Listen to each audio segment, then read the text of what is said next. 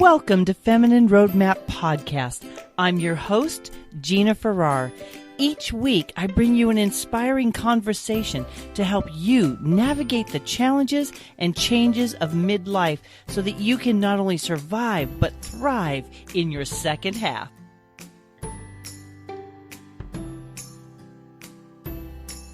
Hello, Feminine Roadmappers. It is Gina here, and today we are going to be talking about mental health and healthy aging. You know, mental health is a difficult topic for many people.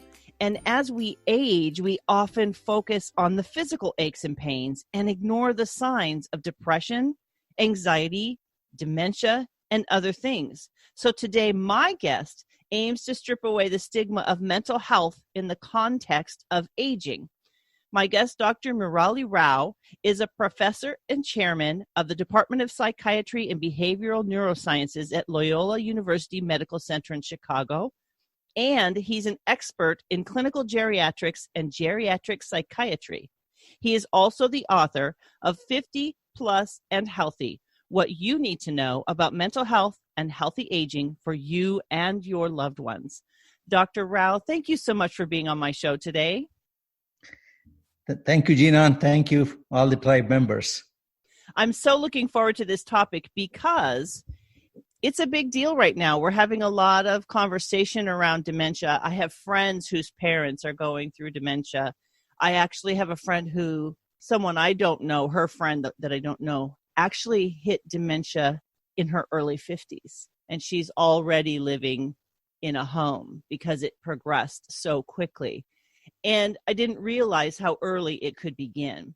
So I would love to know, Dr. Rao, what was it that inspired you or motivated you to really focus on this idea of mental health and aging? Excellent. So I've been a practicing geriatric psychiatrist.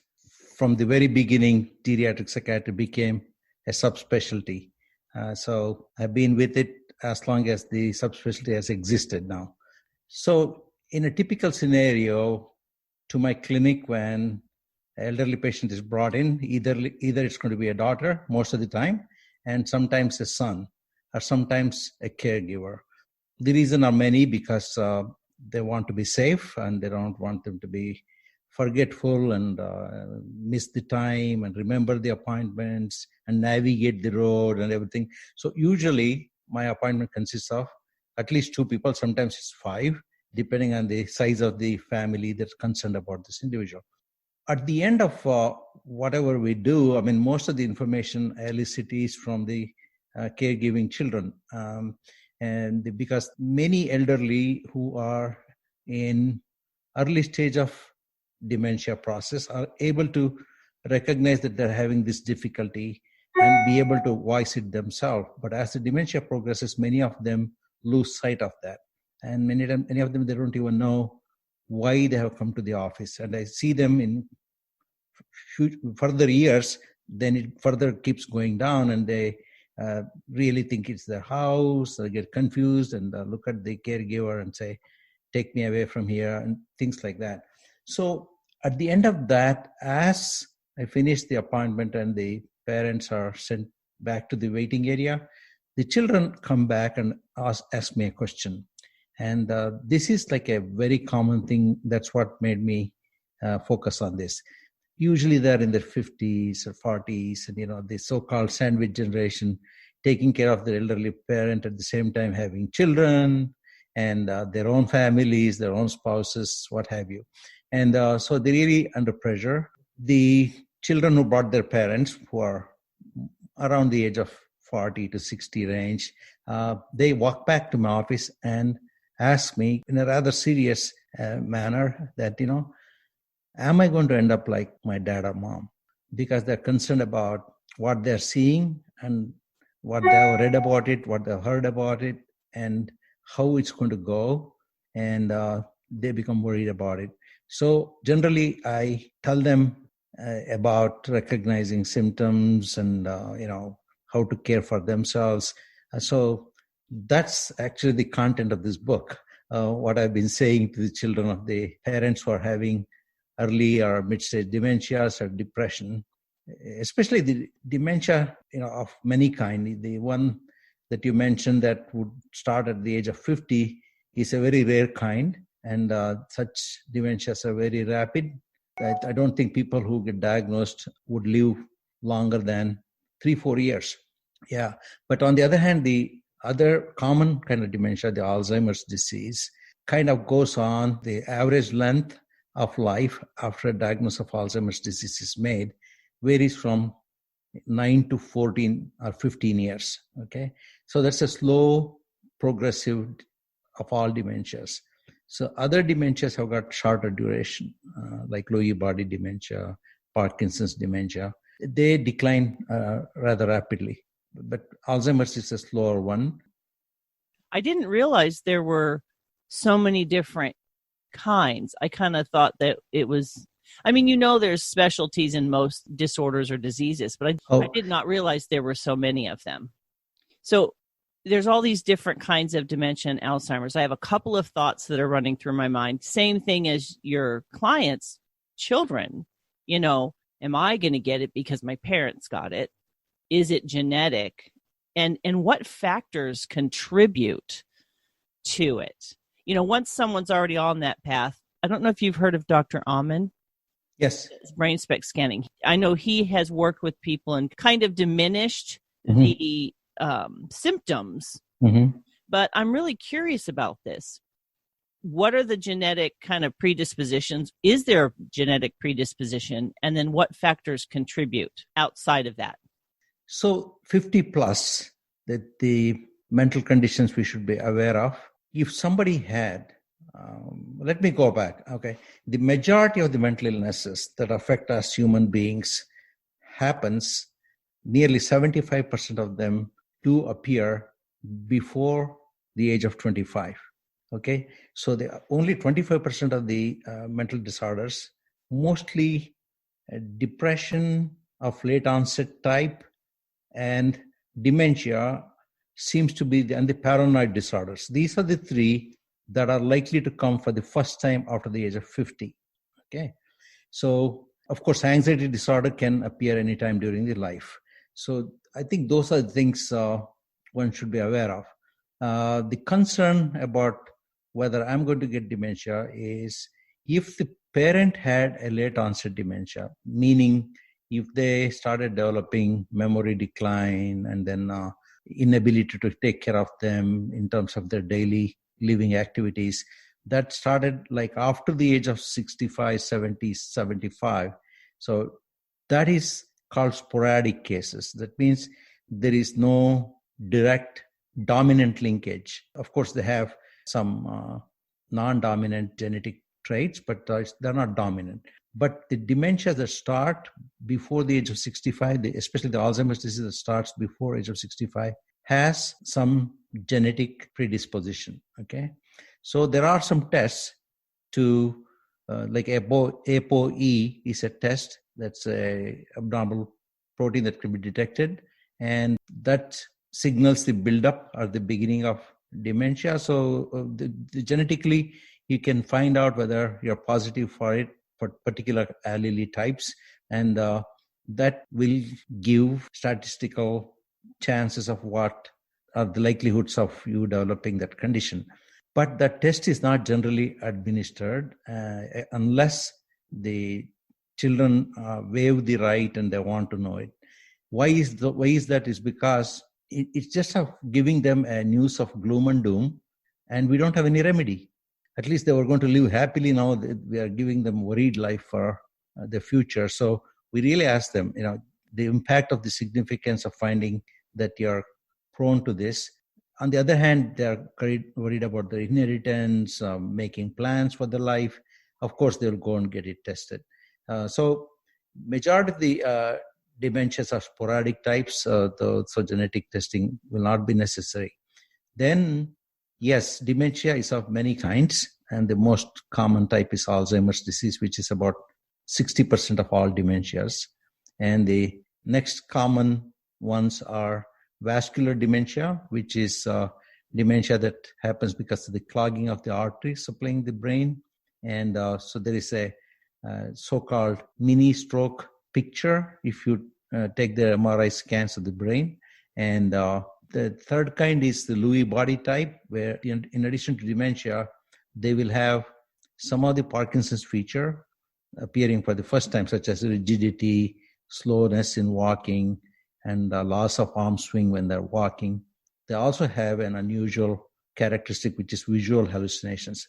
They clearly see vivid objects floating in front of their eyes, and they know they are not real. Okay. Typically, they say, Dr. Rao, right behind you, I saw a big elephant float from left to right. Okay. I know it's not real, but that's the kind of thing that happens. Okay. So that kind of a vivid hallucination, unlike somebody with psychosis, where they really believe that it's there, here they know it's not there, but still it happens. So that's kind of a pathognomonic or identifying feature of Lewy body dementia. So that is, their body is rigid, they have slow walking, and they see floating objects. Correct. Do they typically have all of that happening, or can it be bits and pieces? Bits and pieces. They could appear at different times, but usually you see this constellation of symptoms. It's not floating bodies, it's mostly well-defined objects. They can make out the shape and sizes. I see little children, I see an animal, I see this, and they know it's not true, but they're actually seeing. So the features that we described, such as rigidity, slowness of walking, is known as the Parkinson type of picture. But unlike Parkinson's disease, which these symptoms are already there and they develop dementia, in Lewy body dementia, the Parkinson type of symptoms come after they start having dementia. Until then, they would not have had any Parkinson's symptoms. So the most common type, let's talk about it, is the Alzheimer type, okay? And when it starts, in 1/3 of the patients, it is going to start as a depression with memory disturbances. That depression has to be recognized and aggressively treated, because when the depression lifts, the memory problems tend to go away. That's why the word pseudodementia came. It looks like dementia, but it's not dementia. Okay. So recognizing and treating depression at all levels of Alzheimer's disease is important, because that improves their functional ability, even though they don't have memory, their self-care activities, and not becoming confused and agitated, so that it won't become an extra burden on the caregivers. So it's important that we recognize this and treat the depression aggressively.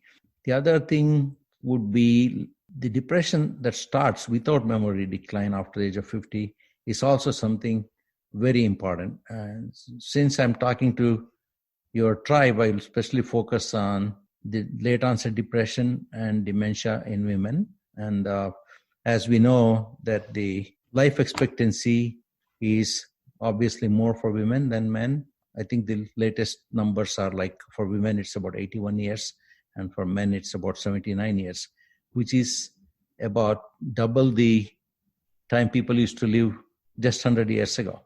So medicine has done wonders, and this is a proof, so that you live longer. So that's the good part of it. For living longer, we do see late onset conditions, neurodegenerative disorders, namely dementia, which is like 1 in 7 at the age of 65. And by the age of 85, it's almost like 1 in 2 or 1 in 3. So that's a steep increase from 65 to 85. So that's unfortunately the price we pay for living long. And that doesn't mean everybody gets demented. I mean, the other two at the age of 90 are perfectly well. And when I see such a person, I love to shake their hand and say, it's wonderful. You are cognitively so well and taking care of yourself. Then one sad thing they always share is, but all my friends are gone, doctor. So they live long and healthy. So what it tells us is that dementia is not that it has to happen to everybody. Okay. The other thing is that the depression we talked about, and the late onset paranoia, becoming suspicious, especially when you're living alone and have some memory difficulties and you misplace things. the most common thing is you attribute that to maybe somebody took it. Okay. My grandchildren were here. My God, they made a mess of things. They took away this. They took this thing out of the purse, which may not be real at all. Then because the children come and say later on, oh, my mom had misplaced her glasses. Then I found it and gave it to her. She becomes suspicious when she loses something. That is just to explain to themselves. It's not like they're becoming psychotic. It's part of dementia. I wonder, can you answer a question for me about physical characteristics? You talked about the Parkinson's dementia having the rigidity. Are there physical characteristics that can also trigger a person to know? Because, some people, like when a woman's going through menopause, she has brain fog and you don't remember things. So it's kind of, there's other things that can contribute to your mind not being as clear. But when they get to that age where you can't quite tell necessarily, are there some kinds of things we can look for in our loved ones to kind of know what we should do or if we should do something? Yes. There's a section in this book where I have explained what we can do. Just like if somebody in a line for bus or train suddenly has an attack, you don't have to be a doctor. If you know CPR, you can go and assist them. Similarly, there's a mental health CPR, let's say. Even though you're not a professional, you still can try to help them. And that is described so that you remember those things, so that you don't feel lost in times of emergencies, and you use the mnemonic called game plan. So I will be happy to explain that as we move on. So the book is written in very layman terms, and it's for everyone actually, even though it's called 50 plus. I mean, anybody can know signs and symptoms of most common mental illnesses, and learn about recognizing when it's a crisis, when you have to immediately take them to professionals, when it's not a crisis, and what you can do. How do you recognize and help that individual? So they can understand also for themselves what's happening with them if that ever happens to them, so that they don't hesitate. That brings us to the front cover of the book, which clearly says that it's for you and for your loved ones only for that reason. The book starts out with the famous quotation from Mark Twain, who said that age is an issue of mind over matter. If you don't mind, it doesn't matter. So it all depends on, I kind of don't want to ask people, how old are you on their birthdays? I would rather ask them, how old do you feel? Because a lot of people are now, like we commonly hear, the old 60s have become 50s and 70s have become 60s, because people are living longer and they are doing activities a lot more at a later age than they used to. So it's a good way to ask, how old do you feel, than asking big numbers. Okay. Then there is an aspect about healthy aging. There is a section on healthy aging, what are the things we can do to age in a healthy way, graciously. And then there are real case histories, like about 6 cases that are kind of very helpful to understand a real scenario. And there are lots of quizzes at the end of each chapter, so that you have caught the salient points of each chapter.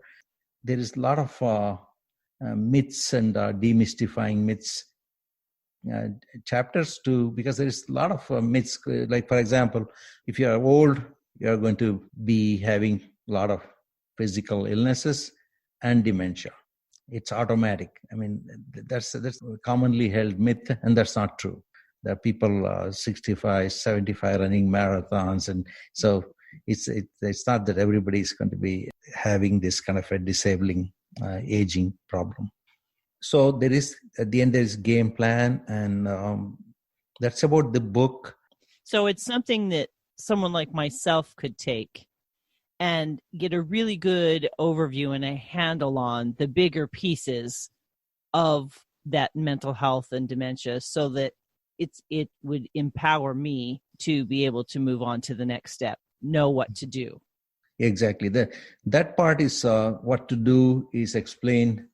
Let me cover particular aspect of, since you brought up the menopause and women unfortunately experience depression 3 times more commonly than men.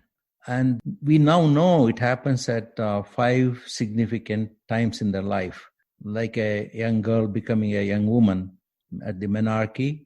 It can happen because of the upheaval in the hormonal levels.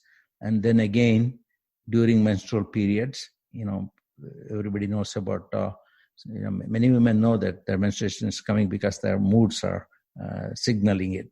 And everybody else knows too. Everybody else has, if they're irritable, everybody else knows to stay away from them. So it can happen before, during the menstrual periods. And then again, when they become pregnant and right after they give birth to the children during their puerperium, then again during perimenopausal period and menopause. So in all these 5 times, it's clearly known that a hormone that comes from hypothalamus called CRH, corticotropin releasing hormone, it either is swinging to high levels or dropping from high levels to low levels. So when it is at the state of reversing itself, that seems to be the 5 times in the woman's life. That makes that depression obviously different than biologically men's depression. So there was a lot of research done to find a right antidepressant to address especially women, because at the moment what we have is one thing for everybody, whether it's children, men, women, old age, it's all the same. So anti-CRH and antidepressants were researched a lot, and we really, a couple of years ago, or even more, 5 years ago, we already thought, we finally found the answer. But unfortunately, it didn't work out positively in the clinical trials. There was a lot of hope. So till date, the antidepressants we have is for one size fits all. Yeah, which we know obviously isn't true. So if there is not a quote medical cure or treatment at the moment, what can we do? Is that your game plan? Is that kind of what helps? Yeah, I'll come to the game plan, and I'll just like during menopausal period, some women need hormonal substitution.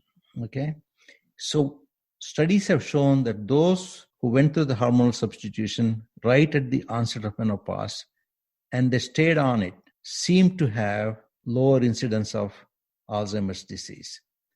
This is to be understood very clearly, because after the onset of memory loss, way after menopause, then if you give them hormones, it doesn't work.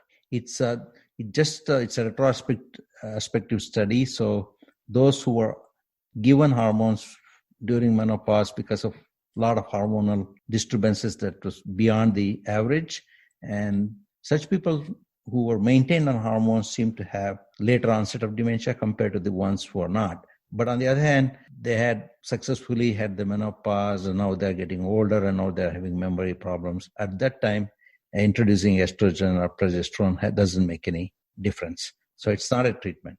Then I will go to address the next issue, is the stigma.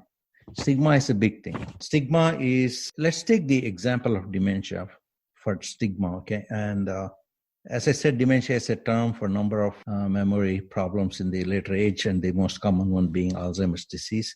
So there is a lot of stigma can be looked at as internal, that the person suffers, and the external, what the society imposes on them, okay? So what are the external stigma that's possible in a dementing patient is that the rejection and the fear that this person now carrying this diagnosis is going to have more symptoms coming on and will end up having unpredictable behaviors. So therefore, even the loved ones start gradually staying away from them, no longer extending invitations to them for activities and functions. And then even though they're in the room, they don't include them in the conversations. And this totally this hurts the individual in the early phases, and it leads to social isolation, which is already they're experiencing it themselves, and now they see that even their loved ones are gradually beginning to distance them. And internally what they suffer is they already are having mental confusion and memory decline. And they know that this progression is not in their control, and they don't know how fast they're going to become disabled. And so they worry about it. And then fear of being alone, because gradually they've been isolating themselves, and the society is also making them contribute to the social isolation. And then the biggest fear is becoming dependent forever on others. So these are the internal stigma they suffer. So how do we fight this stigma? This is only possible by the counterbalancing stigma would be, our taboos would be education and awareness.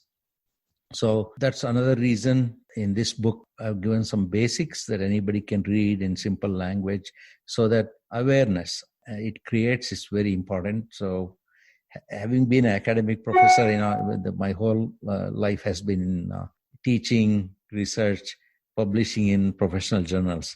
Then I started thinking, hey, what is the use of doing all these things when a common man doesn't know the difference between a psychologist and psychiatrist, doesn't know the symptoms? They go from pillar to post looking for the answers because they don't call it depression, and they see it as weakness, fatigue, and unable to sleep.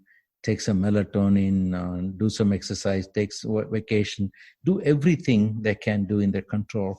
And by the time they come to see a professional, at least they would have suffered the illness for several years before.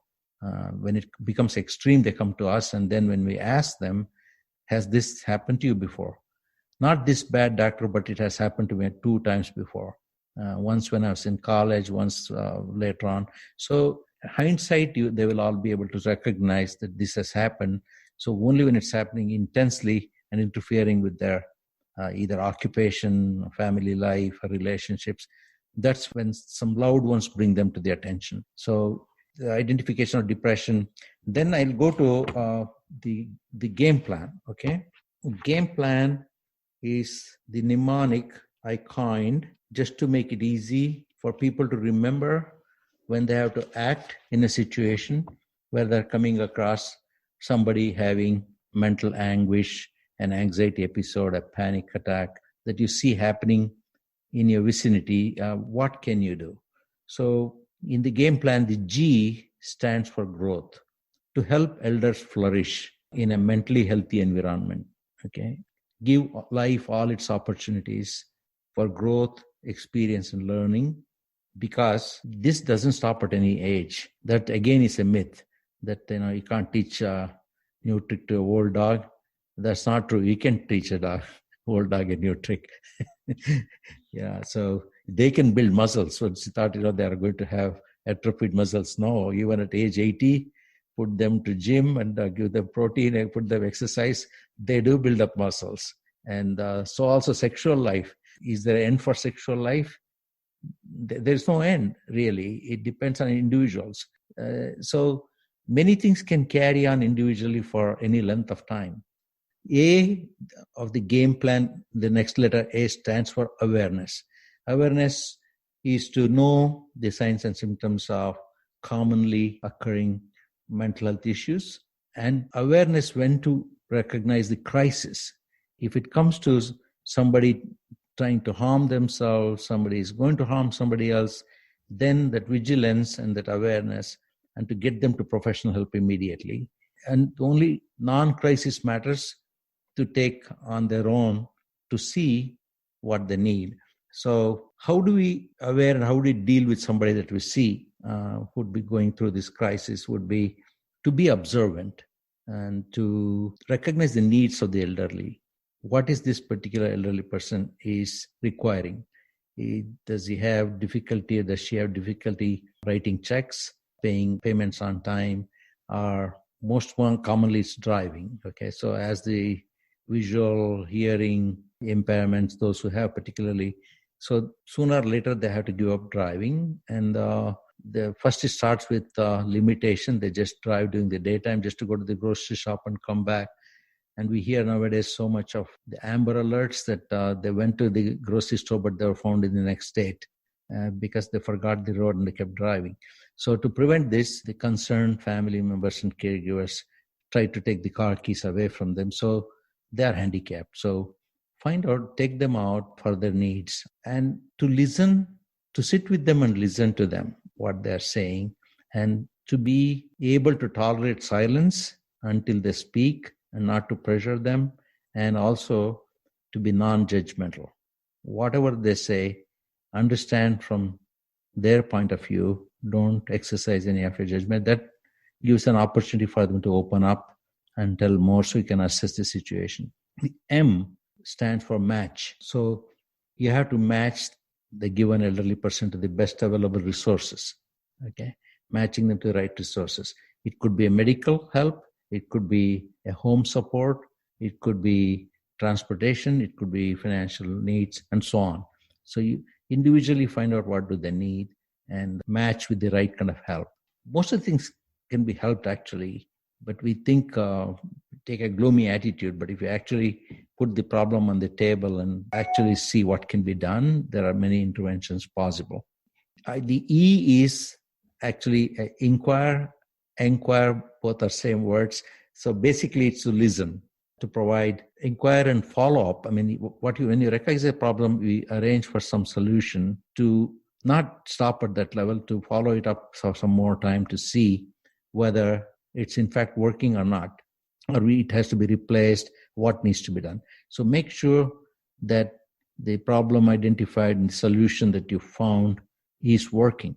So that's why the follow-up is making adjustments, that inquiry assessment is necessary. Then going to the plan will be starting with P. P is for preparation.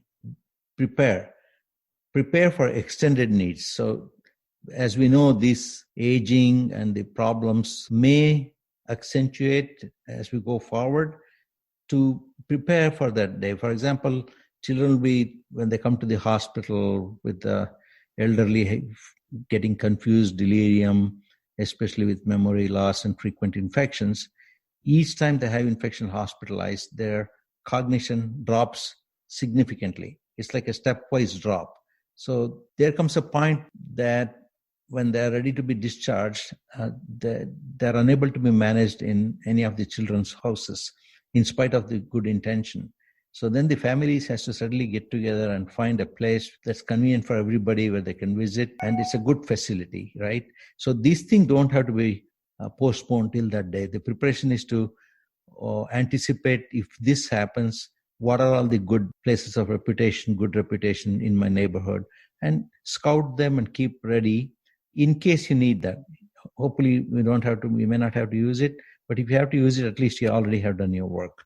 So that kind of preparation, and to plan ahead and then make wills, financial arrangements, guardian for the person and a guardian for the finances, all sorts of medical decision making. Then L is for everybody. It's for the parent that you are taking care of, and for yourself is to have balance, work-life balance. L is for life and work balance, to provide resources for the family members so that they are not overextended, because usually the brunt of the care of the parent falls on one child than others, because either they're out of town and whatever reason they volunteer somebody to do that, and that person never gets a break. And we should make sure that we don't extend them too much, because caregiver health is so important. Because 50% of caregivers suffer from major depression. So it's very important to give them a break and prevent them from having that depression, and to recognize depression and treat adequately. So it's not a one person's problem, it's a whole people have to get together, community have to come together. So assess, plan, A for assess. Assess, the initial assessment may involve, so regularly check on progress and new needs. So what's happening? Mom knew the money, but she just wanted somebody to write the checks. And now as it progresses, she don't even know the extent of what she has. And as the dementia progresses and the aging progresses, so they diminish that ability, especially those who have dementia. Healthy ones, we are not talking here. So we have to make an initial assessment and to keep track of what's happening to it. It's towards significantly it's dropping off, Are they forgetting to change their clothes, forgetting to take the shower? And they need assistance. Just reminders in the beginning later on may turn out to be assistance, physical assistance. And you may need two people to make sure that they're properly cleansed and creams and things applied and diapers be changed, all that, So we have to know how it's progressing, the level of care they need. The last, but not the least, is N for network. So we really have to have a network. It's not possible for any one individual to take care of an elderly. It's the whole family and the whole community should come together, because it's inevitable. We are an aging country, and there are more aged than younger in developed countries. Unlike in developing countries, there are more under age 25. We have more over 60 and 65. So it's very important that we have our own network that supports each other, recognize these things. So that is the gist of the game plan. So we are not asking anybody to make a diagnosis and treat or anything like that. It's just to identify what they can provide at their level and when to take them for right kinds of professional help when they need it. I think that's the hardest part, Dr. Rao, because my husband and I are the primaries for his mother and my mother. And I believe that his mother potentially has always had Asperger's. It's not something that's, had a name for that long. Mm-hmm. So even though I haven't had her officially diagnosed, family stories and behaviors and mindsets and learning how to communicate with her, using those tools that they say, if you have someone who has Asperger's, who's on the spectrum, this is how you have to talk to them. Because my father-in-law died suddenly, so we were kind of thrown into it. So we're the ones. My challenge is, because she is different the way she thinks and the way she processes information or doesn't process it and has been this way, there's this extra layer of not knowing, Right. Like when you're talking about assessment, It's like, well, we just talked about it on the 4th. I kind of mentioned it, and I just said, we just kind of need to pay attention because I don't know. And that's another challenge, Dr. Rao, is when you have a couple, I'm primarily my mom's, I'm an only child, but I do a lot with my husband's mom, and I'm kind of a take charge person, and I'm trying to remember it's not my mom. So my question is, if someone is already potentially different in the way that they think, maybe confusion or not understanding things is kind of a norm. How do we know what assessment tools? You don't have to give me all of them, but could you give us an idea of what it looks like to assess a person, not through fear, because it does get scary, or it feels like you don't want to make the wrong decision, right? Because it's somebody else's life. Yeah. So basically, you are a caregiver for both sides. Mother-in-law seems to have a different level of understanding and processing. So your approach should not be any different than what you would do for anybody else. And as you're doing it, I'm sure by now you have learned a lot of nuances that you have to especially use for this particular individual, because what they receive, what they don't receive well, and how to make them do things, what would they like to do, and which way is more effective. I think this all comes from observation. There is no caregiver manual for individual nuances we see in every individual. So that's where the family comes together. Your side of the family and your husband's side of the family, brother-in-law, sit together. They may know more about how they had managed nuances all their life. So now try to do the same thing, because we are all creatures of habits. I mean, 70% of our activities every day is habits, what we do again and again. So we should know that. Like, imagine there was an executive who is now in a nursing home, and he has to get things done by others. And now if he's continues to be bossy in a dependent situation, either in a hospital or a nursing home or in somebody caregiver with them, they don't put up with that, because these are the things we should know when we are part of healthy aging, is to know that we remain pleasant when we get older. If we are pleasant now, if we are not, Then you see these nursing homes. I mean, they'll stuff something you never ate before into your mouth, and you spit it out, and they take it as a aggression on your part because they don't know the individual nuances. Somebody who had never eaten asparagus, now they look at it and they put it in the mouth, they spit it, and they say, "Oh, this arrogant old man." So the caregiver gets quite upset. So we should know as much as possible the individual variations. And for that, again, the network and the group, the people who are knowing them. I'll give you an example. I know I had a carpenter, and his dad was a carpenter, so they do the floor finishing and all that. So both are hefty, hardworking men, and only son was taking care of his dad, nobody else. Okay, so he would take him to the workplace, and he would make sure that he used him a sanding machine, and he closes the door so he won't leave the room. He will finish up the floor perfectly. He'll be watching time to time. When he's done, they go out and all that. Weekends, what he was doing was he was slipping out from the house for a walk, and within a block or so, there was a bar which he frequented all his life. The bar owner also is his friend, right? So it's been a habit that he goes and sits there, and his friend bartender pushes a beer to him automatically. So he wouldn't know because of his forgetfulness. He would go there frequently and ask for more and more because he forgot that he just was there. He comes back again. So when son started saying, "I don't know what to do," he's drinking more, but he doesn't even know. And his friend, he doesn't know what to do. He asked me what to do. Then I said, let's think and plan, okay? Since the bar owner is your friend of you and a good friend of your father, why don't he keep a supply of near beer under his counter, okay? And pour just like he pours in a regular beer glass and push it to him, okay? Like nothing has changed. And you know what? It was just the habit. It worked very well. So he didn't recognize, because of there'll be always some impairment in smell and flavor recognition. So that worked out to the advantage because it was as usual. He'll push a beer, which was in this case near beer. He could go as many times, no problem.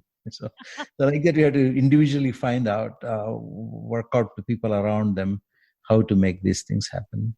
So in the next few minutes that we have left, what does healthy aging look like? I think we know that we should be active and we should eat well. But when we talk about mental healthy aging, correct, I think that is the piece that maybe we could have more information on, is how do we age our brain in a healthy way? Yeah, exactly. So, we always have known about healthy aging in terms of physical health, right?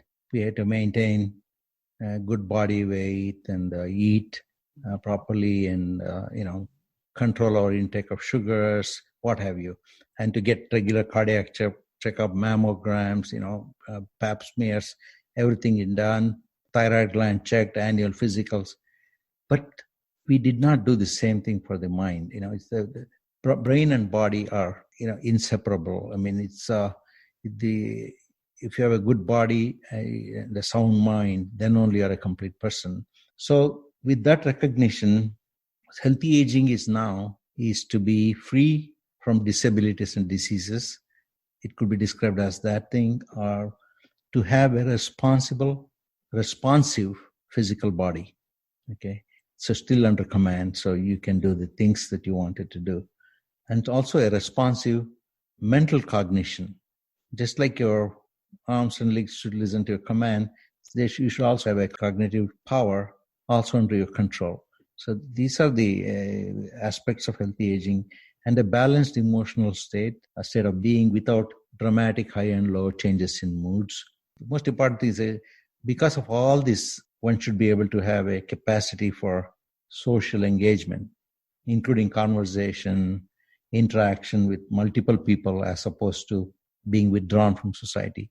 So all these features together is what healthy aging should aim for. So the value of physical and cognitive independence is so much what everybody hopes for their later years, and ability to live alone, care for ourselves without the help of other individuals, capacity of paying our own way and not being a burden on others. So there are so many factors, the financial, social, or cognitive, physical abilities. See, that's very important in our culture, but if you go to other cultures, it may not be that important. The dependency is expected and accepted by families in some other cultures. So in our culture, that's why we all want to strive to be more independent and not to lose that independence for a long time. So then, as far as the mental health makeup is made, there were a couple of very interesting studies. I'll be happy to share that with you. This was done in Chicago at Rush University. So they collected their Alzheimer's study group. So what are the things that they saw in individuals who successfully aged? Okay, that means with all the qualities still preserved. They made a score of like non-smoking, you get some points, and a walk about 150 minutes in a week, not a day. This just that like comes to about 30 minutes a day of walking, and vigorous and the intensity of the physical activity, and light to moderate alcohol consumption, and high quality diet such as Mediterranean diet, neurodegenerative delay diet.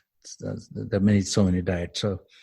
So they scored from the range of 0 to 5 on all these factors. And what they found was they compiled the data from 2 studies. So the total number of people studied was like 2,800 people. Okay, so it's a very valid study. So they had the risk of Alzheimer's disease was 37% lower in people who had 2 or more of these healthy scores, whereas people who had 4 to 5 healthy scores had 60% lower incidence of dementia. So there are things we can definitely do to prevent or slow down what could happen to us in the future.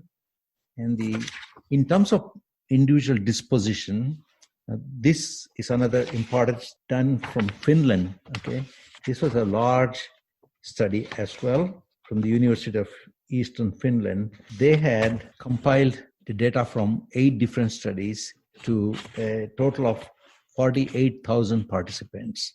And then they followed these people from East Europe and Israel. So they pooled all of them. And the follow-up was unbelievably great. I mean, it was like 8 years to 29 years follow-up. It's very hard to do, but they have done it. So they coined a word called sense of coherence, SOC, sense of coherence. So they found that people who had a cluster of 3 qualities provided a key bridge that helped to explain the link between positive well-being and longer life. So what were they? These qualities were, number 1, the ability to accurately understand life events. That means what we call popularly today as mindfulness, to be aware of where we are, what's going on with that, so that we accurately understand the events happening around us and be cognizant of that. Second thing is effectively coping with difficult situations. That kind of builds up your resilience. So it prepares you for next unwelcome happening, which you are prepared now. So you had the effectively dealt in the past, so future you can also deal with it.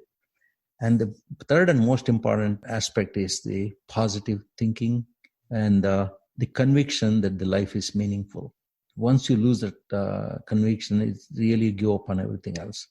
So these 3 qualities they put together is called the sense of coherence. And when you have these, the well-being, they live longer than gloomier adults. So we should try to develop these characteristics, not in old age, but throughout life, so that it's not something you can do in a day, in a month, in a year. This is to be practiced consciously, because these studies clearly show that it has a value, and it's just like saving money for the old age. We should also prepare our personalities for the old age as well. Such great information. We've talked for almost an hour now. So my final question for you, Dr. Rao, is if we needed to land the plane and give people 3 places to start, maybe they're health tips, maybe they're mental tips, but what 3 things would you encourage people to start with to really increase or move toward better mental healthy aging for themselves? I'll give you 4. Oh, that's perfect. I like it. Okay. So I borrow this from Dr. Lake, who called the 4 pillars of good mental health. Okay. And one is getting enough sleep. Getting enough sleep is really very important. Regular physical activity. Okay. We should make it as a part of our day, that we go to bed on time and we are relaxed and not watching the news, the negative news 24 hours, which keeps you worried and unable to sleep. Turn off all the TV. Prepare yourself for sleeping. Make it a pleasurable activity. Turn off the lights. No smartphones, no TVs, no computers, nothing. Just unwind. Yeah. If you can meditate, unwind slowly and go to sleep. And preserve that sacred hours of sleep.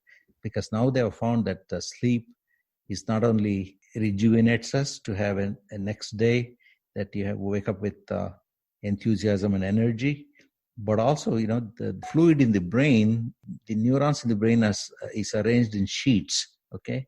When you sleep, it cleanses. So if you go without sleep, maybe that amount of cleansing that takes place is not happening. That debris builds up, right? Yeah, exactly. It's a time for rewinding, rebuilding. So one is sleep. The second one is regular physical activity. Third one is healthy nutrition. Eat everything, but eat in moderation, and then don't try to enjoy too much by overeating. Enjoy in small quantities, just what the tongue needs, not beyond. And then develop some kind of a stress management that works for you. It could be religion, it could be spirituality, it could be meditation, it could be prayers, whatever that works for you. Whatever is your belief system is, and what you find gives you solace and peace. Develop that, and in critical times, just deep breathing. Take a step back, close the office door, and concentrate on the breathing and do deep inhalation, exhalation, and you will see immediate relief of the tension. Then you go out and carry on what you are doing. It doesn't take too long. So we should all have some way of escape, counting to 10, taking breaths, meditating briefly, closing eyes, shutting off all the intrusions, whatever that works for us, or praying, thinking of what you believe. I think these are the 4 things I would strongly recommend that we all practice having, and that will be the 4 pillars of good mental health. Wonderful. Dr. Rao, I want to thank you so much for taking time out of your busy schedule to share such really life-changing information. There's so many things we think about, and to have something so practical in the form of your book and this conversation to really redirect us and get us on a real solid path. I'm so grateful for your knowledge, your wisdom, just what you shared today. I really appreciate you being with us. Thank you. And so the book, once again, is 50 plus and healthy, and it's for everyone. It's simple terms, and it's available on Amazon, and it's also available on www.50plusandhealthy allinone.com, and that links to the Amazon book site. So it's something everybody will enjoy reading, and keep it as a source of reference and a gifting for the loved ones, so that everybody is on the same page to have a productive and healthy life. Yes, it's so important, isn't it? Yes. To have the resources so we feel confident. Yeah. At the age. Yeah, we have a manual for all the gadgets we have. Yeah. We should have a manual for ourselves too. Oh my goodness, so true, so true. Today I've been speaking with Dr. Murali Rao. He is a professor and a chairman. He's an expert in clinical geriatrics and geriatric psychiatry, and he is the author of 50 Plus and Healthy, What You Need to Know About Mental Health and healthy aging for you and your loved ones. If you head on over to www.feminineroadmap.com/episode 183, I will have links to those resources that Dr. Rao shared. While you're there, please leave your name and email address and become a part of my tribe. I send out periodic encouraging emails. Friends, we are in such a unique time where we have so much information at our fingertips. And this kind of resource helps distill down the information in layman's terms to empower us to be able to not only help manage our own health, but to navigate helping someone we love as they age in a way that's respectful and loving and in their best interest. So if you or anyone you know needs a resource like this, please head over to the link I shared. Please get a copy of the book. Don't be afraid of aging, my friends. There's a lot of information and choices we can make to make aging something to look forward to. Thank you so much for being with us today. We look forward to speaking to you again soon. Take care, my friends. Bye-bye.